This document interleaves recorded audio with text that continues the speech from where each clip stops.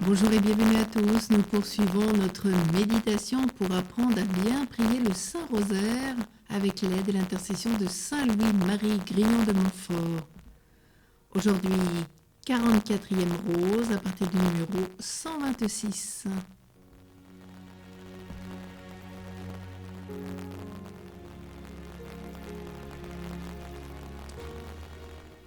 Après avoir invoqué le Saint-Esprit pour bien réciter votre rosaire, mettez-vous un moment en la présence de Dieu et faites les offrandes des dizaines comme vous verrez ci-après.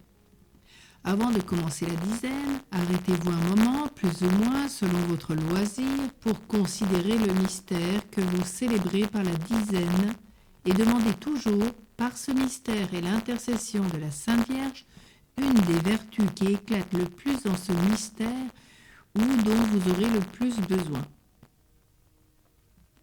Prenez surtout garde aux deux fautes ordinaires que font presque tous ceux qui disent le chapelet ou le rosaire. La première, c'est de ne prendre aucune intention en disant leur chapelet, en sorte que si vous leur demandez pourquoi ils disent le chapelet, ils ne sauraient vous répondre. C'est pourquoi ayez toujours en vue, en récitant votre rosaire, quelques grâces à demander, quelques vertus à imiter, quelques péchés à détruire. La seconde faute qu'on commet ordinairement en récitant le Saint-Rosaire, c'est de n'avoir point d'autre intention le commençant que de l'avoir bientôt fini. Cela vient de ce qu'on regarde le rosaire comme une chose onéreuse, qui pèse bien fort sur les épaules lorsque l'on ne l'a pas dit. Et surtout, on s'en est fait un principe de conscience, ou, quand on l'a reçu par pénitence, c'est comme malgré soi. Alors dans ce numéro 126, on comprend bien trois choses. L'importance de prier l'Esprit Saint à chaque début de rosaire ou de chapelet, ce que nous avons mis en place depuis de longues années, et dont nous poursuivrons de le faire puisque c'est l'Esprit Saint qui est le maître de la prière. Et puis c'est pourquoi on vous propose de méditer ce chapelet et de donner des intentions. Et la seconde, bien sûr, on avait vu, la deuxième faute, c'est de vous demander ce goût d'avoir de la prière pour le rosaire. Au numéro 127, c'est une pitié de voir comment la plupart disent leur chapelet ou leur rosaire.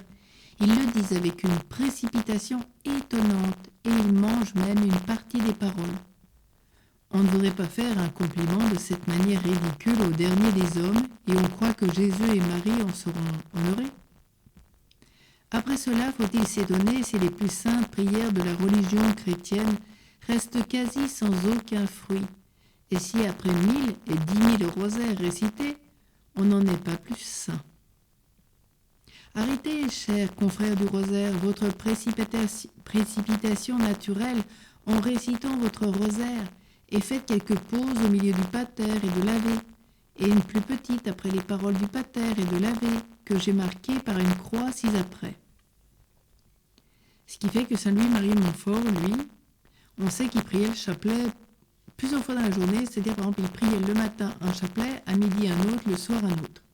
Et donc il prie de ce fait notre Père qui es aux cieux. Et il fait une pause avec un signe de croix. Votre nom soit sanctifié, il fait une croix. Votre règne arrive, une croix. Votre volonté soit faite, une croix. En la terre comme au ciel, une croix. Donne-nous aujourd'hui, signe de croix, notre pain quotidien, signe de croix, et nous pardonner nos offenses, signe de croix, comme nous pardonnons à ceux qui nous ont offensés, signe de croix, et ne nous laisse point tomber dans la tentation, signe de croix, mais délivre-nous du mal, ainsi soit-il, signe de croix. Et avec le Je vous salue Marie, fait pareil, je vous salue Marie, pleine de grâce, signe de croix, le Seigneur est avec vous, signe de croix, vous êtes bénie entre toutes les femmes, signe de croix, et béni est le fruit de votre ventre Jésus, signe de croix. Sainte Marie, Mère de Dieu, signe de croix, prie pour nous pécheurs, pauvres pécheurs, maintenant, signe de croix, et à l'heure de notre mort, ainsi soit-il, signe de croix. Vous aurez d'abord de la peine à faire ces médiantes, par la mauvaise habitude que vous avez de prier à la hâte, mais aussi une dizaine dites ainsi posément vous sera plus méritoire que des milliers de rosaires récités à la hâte, sans réfléchir ni s'arrêter. Au numéro 128, le bienheureux Alain Delaroche et d'autres auteurs, entre autres Robert Bellarmin, docteur de l'Église, racontent qu'un bon prêtre conseilla à 3 pénitentes qu'il avait et qui étaient toutes 3 sœurs de réciter tous les jours dévotement le rosaire pendant 1 an sans y manquer, pour former un bel habillement de gloire à la Sainte Vierge et que c'était un secret qu'il avait eu du ciel. Toutes les 3 sœurs le dirent pendant 1 an. Le jour de la purification, sur le soir, lorsqu'elles étaient couchées, la Sainte Vierge, accompagnée de Sainte Catherine et de Sainte Agnès, entra dans leur chambre, revêtue d'un habit tout brillant de lumière, sur lequel il y avait de tous côtés écrit en lettres d'or « Ave Maria, gratia plena », ce qui vient du latin « Je vous salue Marie, pleine de grâce ». La reine des cieux approcha du lit de l'aînée des sœurs et lui dit « Je vous salue, ma fille, qui m'avez si souvent et si bien salué. Je viens vous remercier des beaux habits que vous m'avez faits. » Les 2 saintes vierges qui l'accompagnaient la remercièrent aussi, et toutes 3 disparurent. 1 heure après, la Sainte Vierge, avec ses 2 compagnes, vint encore dans la chambre habillée d'un habit vert, mais sans or et sans lumière, approcha du lit de la seconde sœur, la remercia de cet habit qu'elle lui avait fait en disant ce rosaire.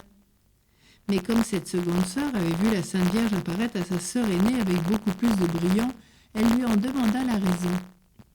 Celle lui répondit, Marie, qu'elle m'a fait de plus beaux habits, en disant mieux son rosaire que toi. Environ 1 heure après, la Sainte Vierge apparut une 3e fois à la plus jeune des sœurs, habillée d'un haillon sale et déchiré, et lui dit « Ô fille, vous m'avez ainsi habillée, je vous en remercie. » La jeune fille, couverte de confusion, s'écria « Et quoi, ma maîtresse, je vous ai si mal habillée? Je vous en demande pardon. Je vous demande du temps pour faire un plus bel habit, en récitant mieux mon rosaire. » La vision ayant disparu et la jeune sœur, fort affligée, ayant dit à leur confesseur tout ce qui s'était passé, il les anima à dire pendant 1 an leur rosaire avec plus de perfection que jamais, ce qu'elles firent. Au bout de l'année, le jour même de la purification, la Sainte Vierge, accompagnée encore de Sainte Catherine et de Sainte Agnès, qui portaient des couronnes et habillées d'un habit merveilleux, leur apparut sur leur soir et leur dit « Soyez assurées, mes filles du royaume des cieux, vous y entrerez demain avec grande allégresse. » À quoi toutes 3 répondirent « Notre cœur est préparé, notre chère maîtresse, notre cœur est préparé. » La vision disparut. Cette même nuit, il leur prit mal. Elles envoyèrent chercher leur confesseur, reçurent les derniers sacrements, et après avoir remercié leur confesseur de la sainte pratique qu'il leur avait enseignée.